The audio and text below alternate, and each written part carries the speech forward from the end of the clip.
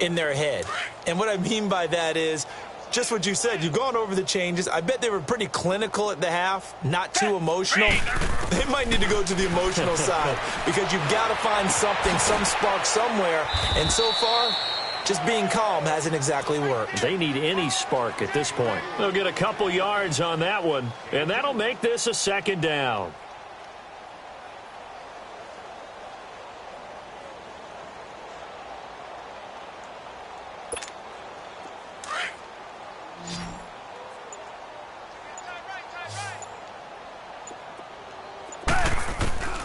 Out of the gun, Watson. Forced out to his left. He finds an opening past the 40. The coverage may be too good that time as he breaks away for 19 with his legs and a first down. Sometimes guys get locked into such a groove. What do we call it? The game's slowing down. They see everything happening almost in slow motion. They see the lanes develop. I feel like he's right there. Well, and you want this from your leader, right? With this deficit, this stage of the game, second half, no quit in him. Zero.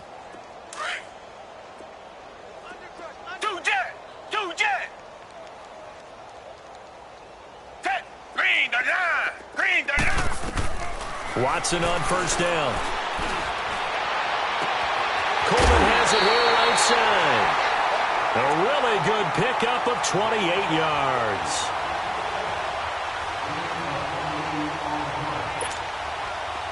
So in Jacksonville territory now. Here's a 1st and 10 as they've got it to the 28-yard line. From the gun, here's Watson.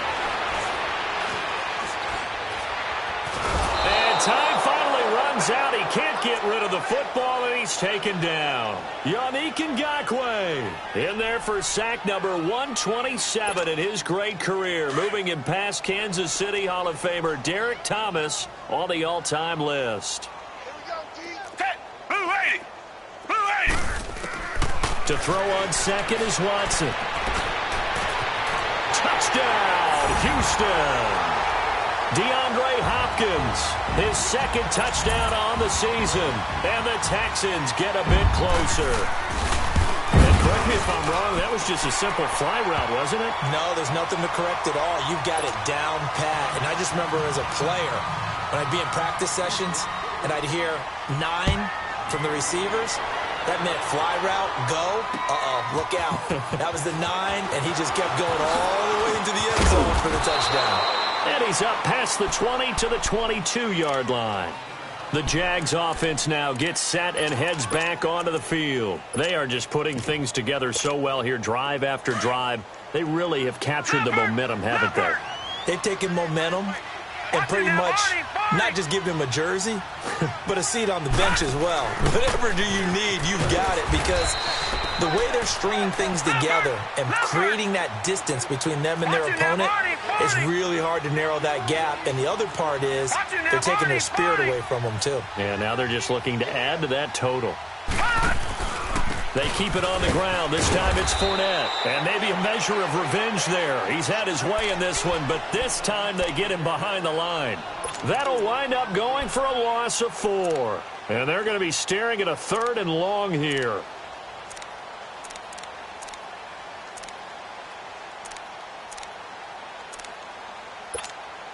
So time to start going in the other direction as they come up now 3rd and long. Detroit! Detroit! Watching now, Barney! Barney! Throwing on 3rd and long. Murray. And he couldn't hang on to it through the contact. Incomplete. You hear the calls for a penalty, but I just don't think so. I think in this situation, the defender was making sure his guy couldn't hold on to the football. So I don't see anything that warranted a flag. No, I'm with you. There was contact, but I'm happy they kept that flag in the back pocket. It's taken to the 26. So possession goes over here on the punt. And possession will switch hands, 1st and 10. And now out comes Houston. They come in off a touchdown drive the last time they had the ball that cut down that lead. Now the defense has done their part, got them the football back. Momentum started to shift a little bit when they scored the touchdown. It increased when the defense got them the ball back. Momentum definitely in their favor, and they got to keep things cranking, keep it on high so they can keep cutting into that lead. And he'll push this forward only to about the 42-yard line. 2 yards on the carry there. It'll be second down.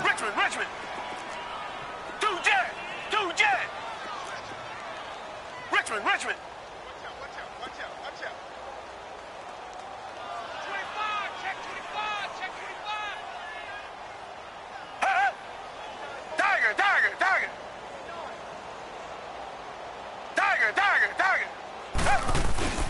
Watson to throw on second down. Flush to his right. Finding his safety valve here. That's complete.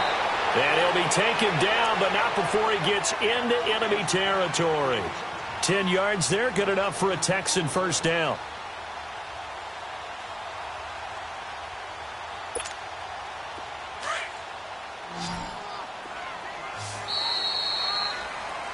Back now in Houston. It's Texans football, but they trail here as we get started in the fourth quarter.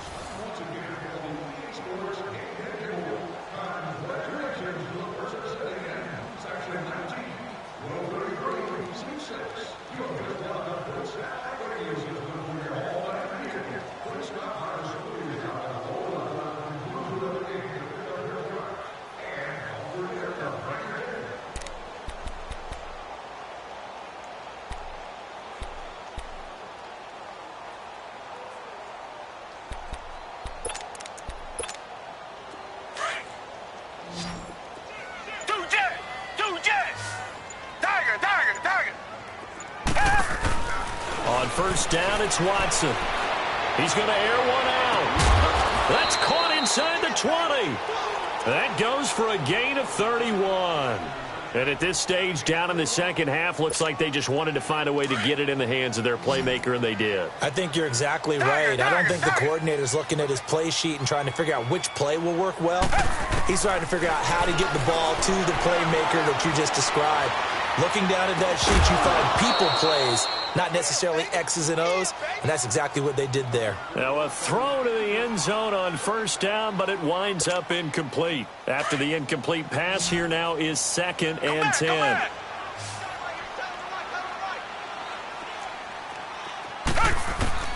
Throwing again is Watson. And got his man. It's caught. Touchdown, Houston. Corey Coleman with 2 touchdowns on the season, both in this game. And the Texans cut into that lead. Extra point up and through by Myers. And they're able to cut this deficit down to 12. Here's Myers now to kick it away. And no return on this one as the fair catch is signaled for and taken.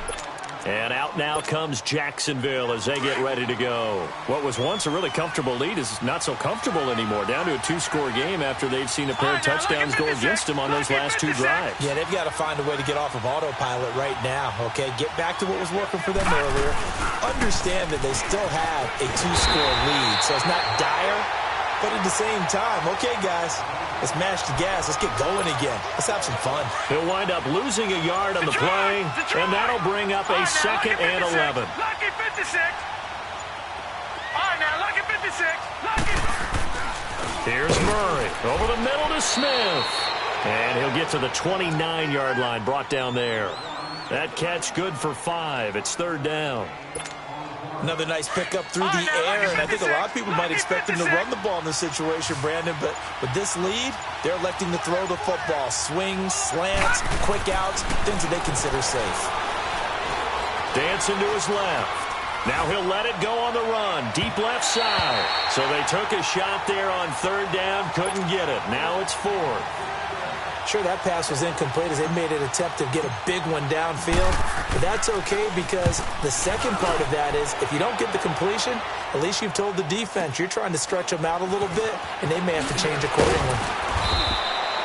Give them 11 yards that time on the return. And out will come the offense as they take over. Out comes the Houston offense as they get set to take over here. And that last drive, a long drive, but not just that. They had a great air attack going. Do they stick with that?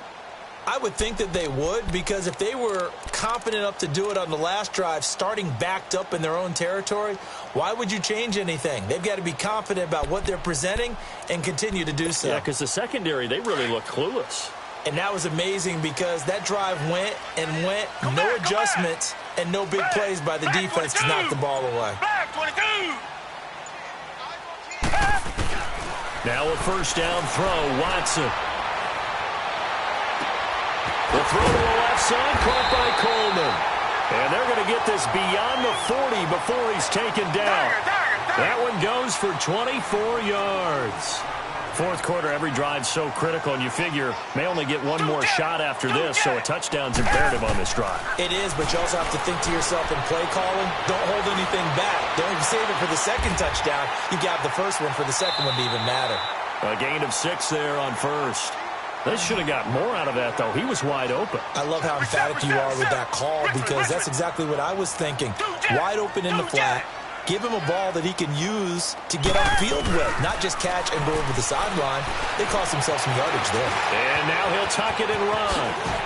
And he's got this down to the 35. Give him 17 on the pickup there, and the Texans also get a new set of downs.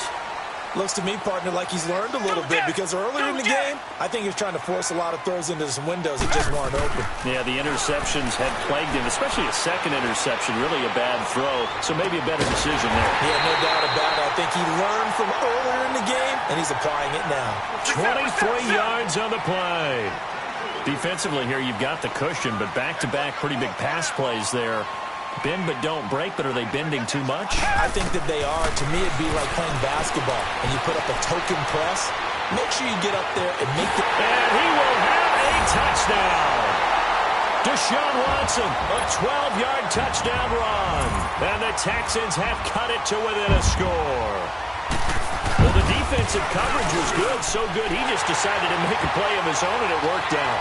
Yeah, you often wonder if they think to themselves, was the coverage too good to allow him to run the football? I think you'd rather take your chances with him doing exactly that, and he beat him on that play all the way to the end zone.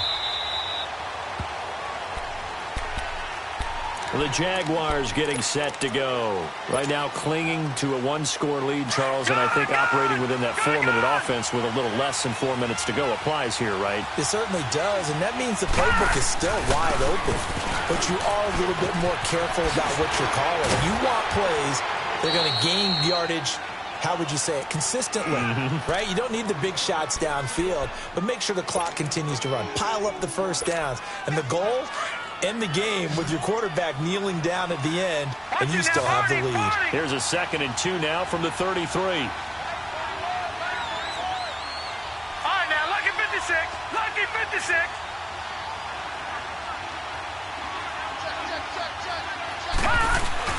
They'll run it again with Fournette. And he's able to take this one up to the 35-yard line. 2 yards on the pickup there, but it's enough to give him a new set of downs. And, Brandon, this is what it pays to have a big back who can take over a football game, especially in the fourth quarter when you've got the lead, your ability to not just wear people down, but close games out.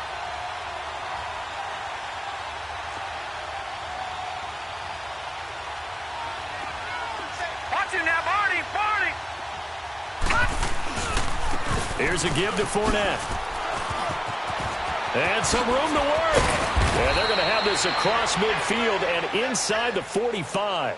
That's good for 21 yards and a first down. Well, that looked like an example of what you said back in the first half. A running back of his size can really wear down a defense. I think he's starting to do that. I think you're exactly right. And know what else he's doing? He's inspiring the rest of his team because they see this starting to happen as well. So that means they're going to redouble their efforts to help him out. Extra blocking, getting downfield, helping him out. Time for a break.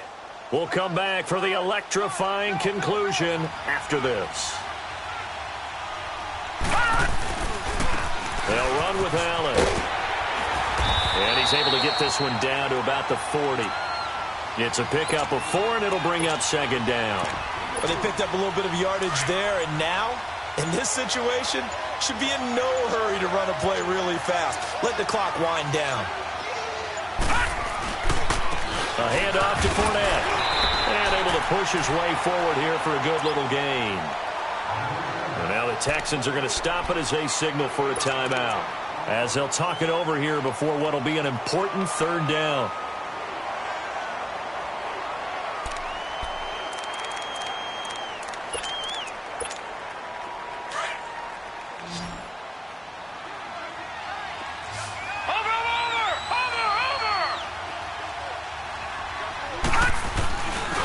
Again, it's Fournette.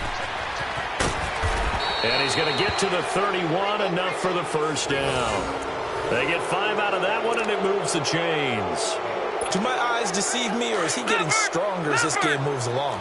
Burst seems just as good here in the fourth as it was way back in the first, doesn't it? I do believe someone put a lot of time in the offseason and continues to condition during the season in order to continue to carry the ball at this rate. And now the Texans want to call another timeout as they get it right at the 32nd mark of this fourth quarter. A rare misstep on that last play because the drive has been strong, but now it's 2nd and 12. Now Leonard Fournette. Fournette fighting through. And room there to work it inside the 25. The Texans going to signal for their third and final timeout as the clock will stop with an even 20 seconds left to go.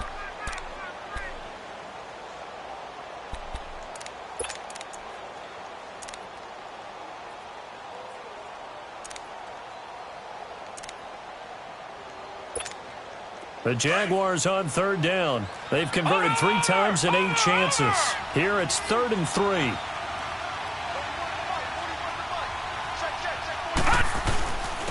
On the run, it's Fournette. Call it no gain there, and it leads to a 4th down. Well, he didn't make headway on that one, but he's had plenty of carries all night long. I just wonder if maybe he's a little bit tired from toting the rock that much.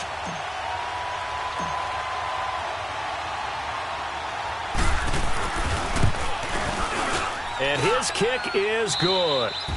And high fives for that one as that drive ends in 3. Well, I know at points in this when you wanted to close your eyes because of all the points that were being put on the scoreboard. You're a defensive guy, but it was a fun little track meet, wasn't it? It was, and you know the people who really enjoyed this game?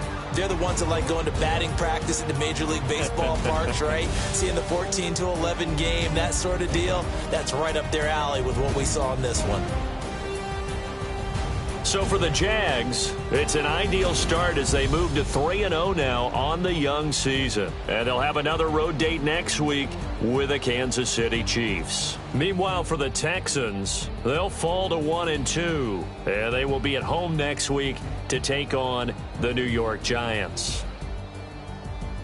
That'll do it for us. I'm Brandon Gaudin alongside Charles Davis. Thanks to our entire crew as well. We'll talk to you next time. So long, everybody.